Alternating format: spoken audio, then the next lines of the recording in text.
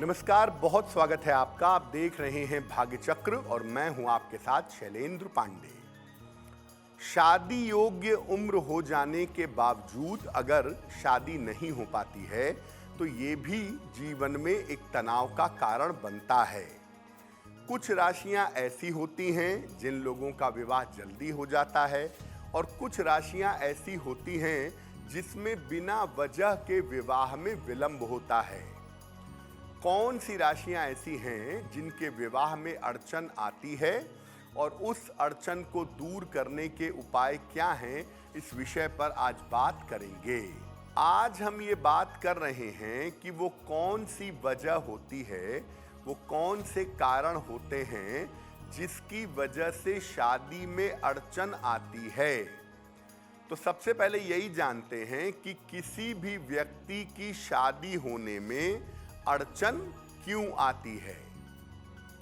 देखिए, किसी भी पुरुष के विवाह होने में सबसे बड़ी भूमिका होती है शुक्र की। शुक्र पुरुष के विवाह के लिए सबसे ज्यादा महत्वपूर्ण है और ये भी माना जाता है कि महिलाओं के विवाह में बृहस्पति की भूमिका ज्यादा होती है। लेकिन अगर हम ओवरऑल देखें, कुल मिला जुला कर देखें, तो किसी का भी विवाह हो या विवाह का सुख हो, उसमें शुक्र की भूमिका सबसे ज्यादा होती है।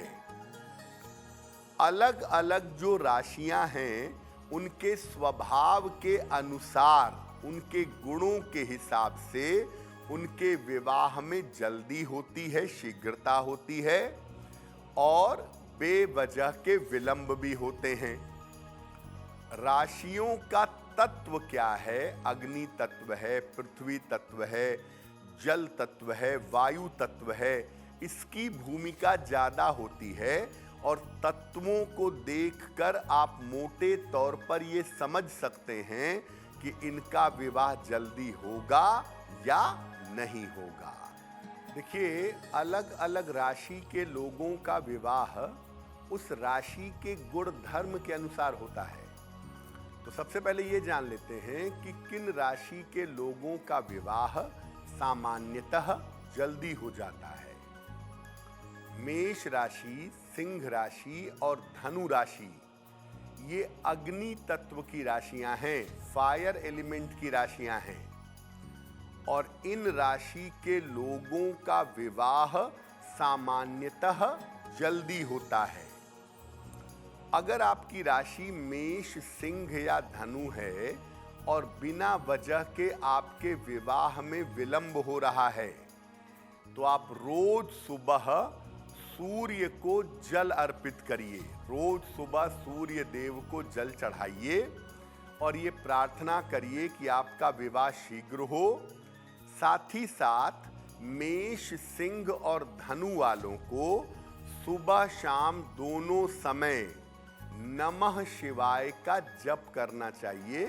ओम नहीं लगाना चाहिए, केवल नमः शिवाय सुबह शाम जप करिए और शीघ्र विवाह के लिए प्रार्थना करिए। आपका विवाह शीघ्र होगा। किस राशि के लोगों का विवाह मध्यम विलंब से होता है या बहुत विलंब से होता है, उस पर भी बात करेंगे। लेकिन आपको बता दें कि कार्यक्रम के अंत में हम बताएंगे आपके जन्म की तारीख के अनुसार आज का दिन कैसा जाने की संभावना बनती है। साथ ही साथ आपको ये भी बताएंगे कि आज के दिन का सबसे शुभ समय कौन सा है और उसमें क्या उपाय करना चाहिए। अब ये जानते हैं कि कौन सी राशि के लोग होते हैं जिनका विवाह मध्यम विलंब से होता है। ना तो बहुत जल्दी होता है और ना बहुत देर से होता है। किन राशि वालों का विवाह मध्यम विलंब से होता है?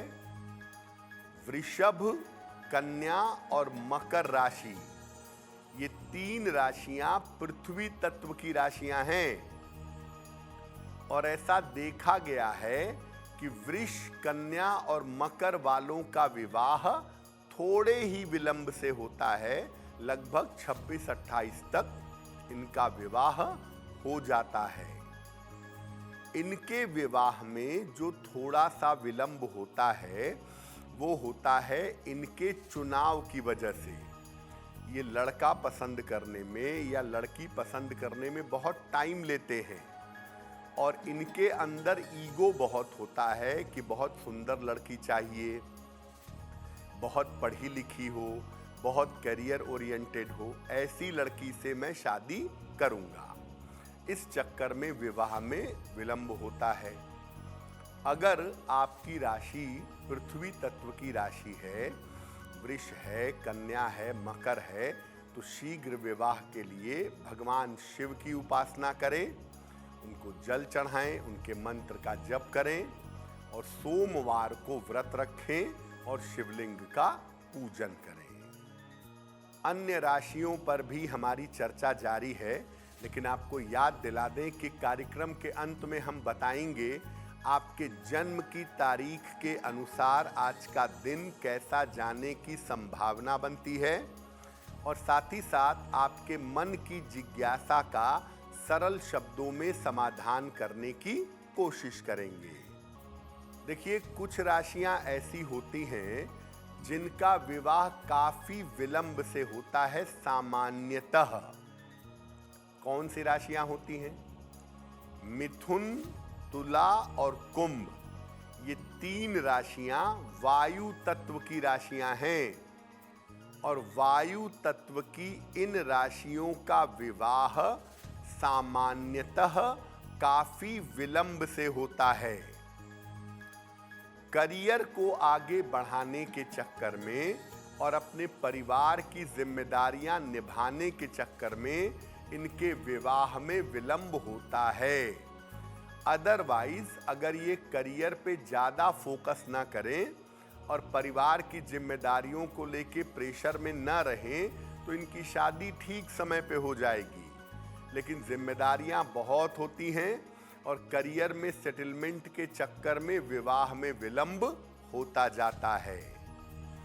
अगर आपकी राशि मिथुन, तुला और कुंभ है और आपके विवाह में विलंब हो रहा है तो रोज सुबह सूर्य देव को जल चढ़ाइए, जल में थोड़ी सी हल्दी मिलाइए, थोड़ा सा हल्दी मिला हुआ जल सूर्य भगवान को चढ़ाइए और रोज सुबह विष्णु सहस्त्र नाम का पाठ करिए। अगर पाठ नहीं कर पाते हैं तो मोबाइल पर लगाकर, ऑडियो पर लगा करके सुन लीजिए। अगर आप इतना करना शुरू करें तो आपका विवाह सही समय पर अवश्य हो जाएगा।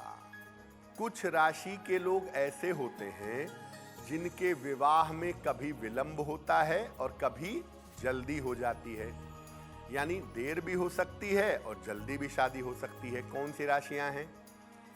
कर्क, वृश्चिक और मीन, ये तीन राशियां जल तत्व की राशि हैं और जल तत्व का गुण क्या होता है? वो रूप एडॉप्ट कर लेता है। धूप में पानी रखेंगे गर्म हो जाएगा, फ्रिज में रखेंगे ठंडा हो जाएगा।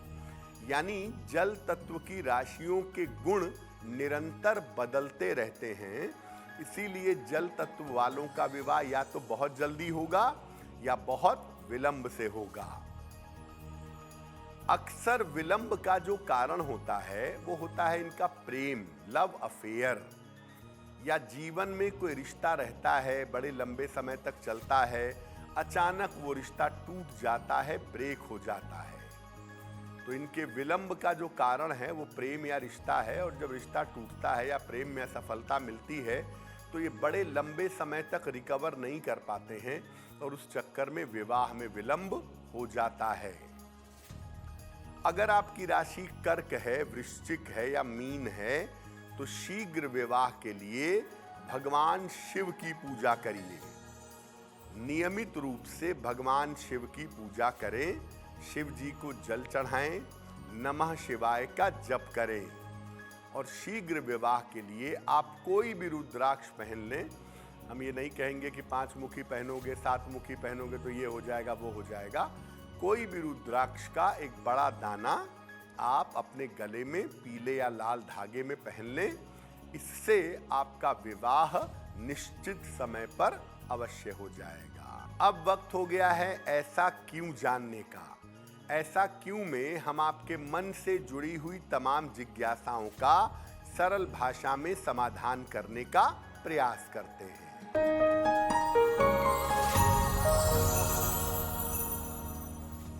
लोगों का, विद्वानों का ऐसा कहना है कि मंत्र जब आप जप करते हैं कोई, तो मंत्र जप करने के तुरंत बाद जल का स्पर्श कम से कम 5-10 मिनट तक नहीं करना चाहिए। ऐसा क्यों?